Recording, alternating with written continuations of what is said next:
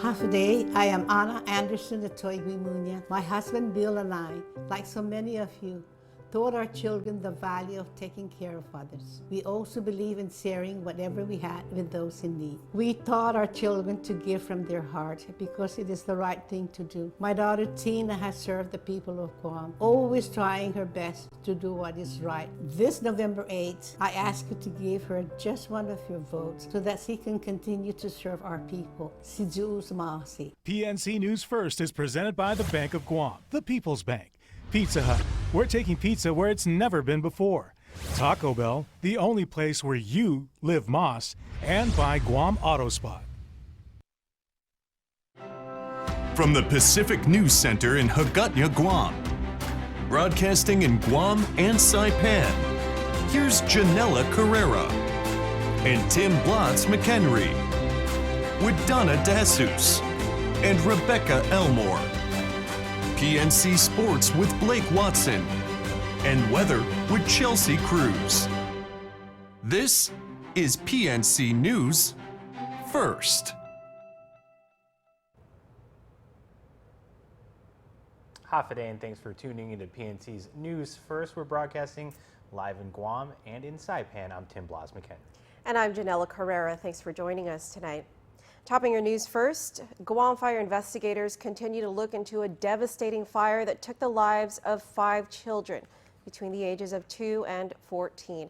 It happened last night up in Jigo. We were at the scene last night. Here's more.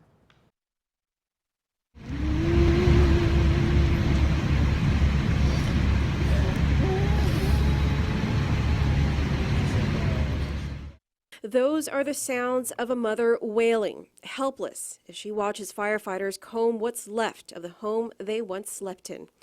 And this was a scene after a devastating fire engulfed a tin and wood structure and claimed the lives of 5 people, all children. Guam Fire Department Chief Joey San spoke to us earlier today. It's a very catastrophic fire that occurred last night with the death of 5 minors. It is currently under investigation, so all the information has yet to be released at this time. At the scene last night, we spoke with Guam Fire spokesperson Kevin Riley, who gave us more details about the tragic event. Well, shortly before 11 o'clock, 2300 hours this evening, our units were dispatched to a possible structure fire on this road here, Gay Harlem in Jigo. We had unknown amount of occupants in the structure. According to some witnesses, it was between 8 and 10. We're still not 100% clear on how many people were living here. However, we do know that 3 people had escaped, and we do have 5 fatalities as of this time. According to Guam Police Department spokeswoman Captain Kim Sanchez, GPD's Criminal Investigation Section is also conducting its own investigation. Sanchez says when firefighters arrived on scene last night on Gehalem Street, they were notified by neighbors that there may be people inside. They turned out to be all minors, and according to Sanchez, the parents were not home at the time the fire broke out. But our units did respond from Jigo, Dedido, and Estumbo fire stations, as well as our rescue units responded to extinguish the fire and search and locate the 5 minors inside the structure.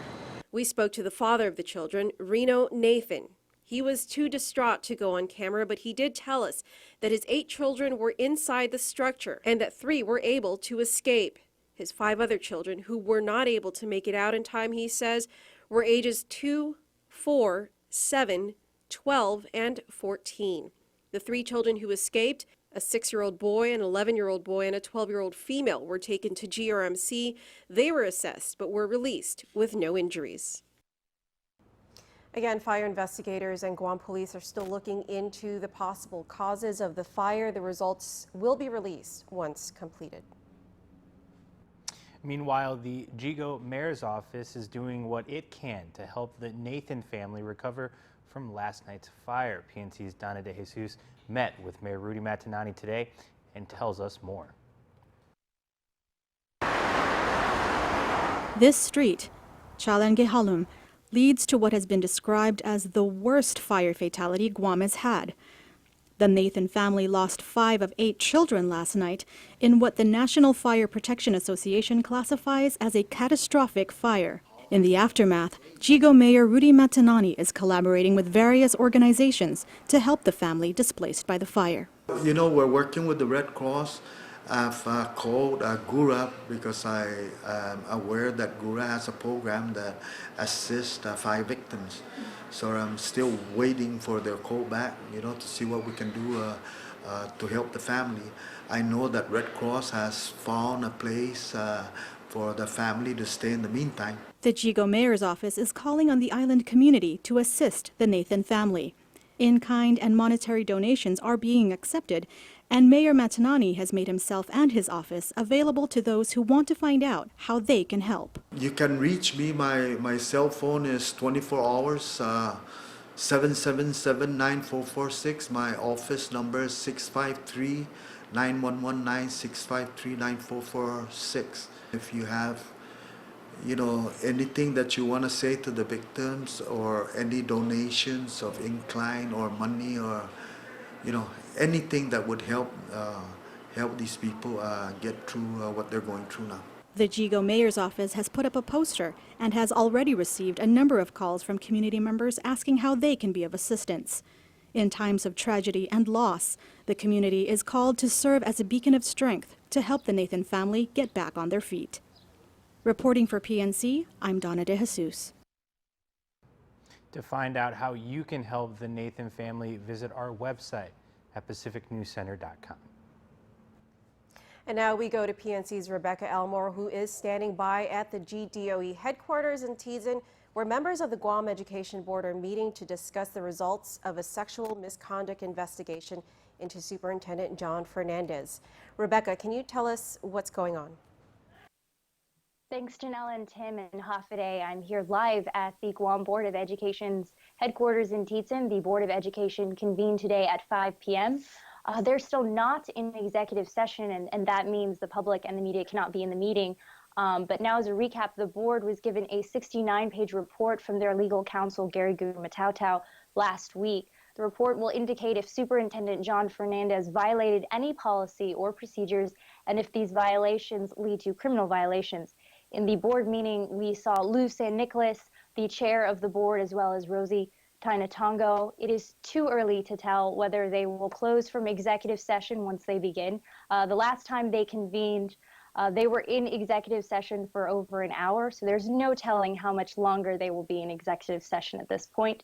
Again, Fernandez is still on paid administrative leave, and today marks the 50th day since he was placed on administrative leave. The investigation was part of sexual misconduct allegations, and those allegations stemmed from a text message between an 18-year-old JP Torres student who claimed that the message was sexually suggestive in nature, but Fernandez denied those allegations. Again, the Board of Education had 1 week to digest the 69-page report, and as soon as they emerge from the closed-door meeting, we will keep you posted. So be sure to stay tuned to our Twitter, our Facebook, and our website at pacificnewscenter.com. From Teason at GDOE headquarters, I'm Rebecca Elmore. Back to the studio. All right, thank you. And that was Rebecca Elmore reporting live from the GDOE headquarters. Her live report was brought to you by IT&E Life in Motion. Thank you to IT&E for providing us with our Wi-Fi coverage tonight.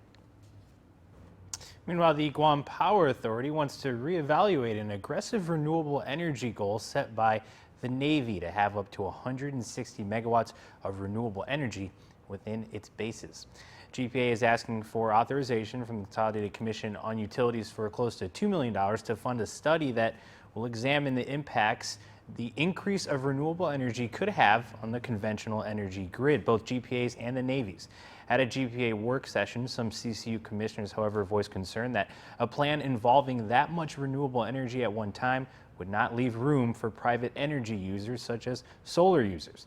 The GPA-funded study would give the agency an idea of how much of an impact the current grid can take from all this renewable energy. Traditionally, GPA has said that they need to buy energy storage to ease the increased renewable energy impact to their grid. According to GPA GM John Beneventi, GPA and the Navy have had several discussions since last summer regarding the Navy's plans for future projects, renewable energy projects estimated at 160 megawatts. This combined with GPA's plan to build 120 megawatts of renewable energy on Guam would not leave much room for private power users, a customer base that currently contributes 11 megawatts to the GPA grid. GPA, meanwhile, expects that number to quadruple by 2022. If the total capacity is completely consumed by the Navy and GPA, what does that say to community solar, virtual net metering, or just the growth of individuals? Where do they get on the grid? Again, the study is estimated to cost close to $2 million, with the Navy contributing about $200,000 for their portion of the study. GPA says the study will estimate the impact of all types of renewable energy on the entirety of Guam's electrical grid. All right, well, stay tuned. We have more news first coming up right after this.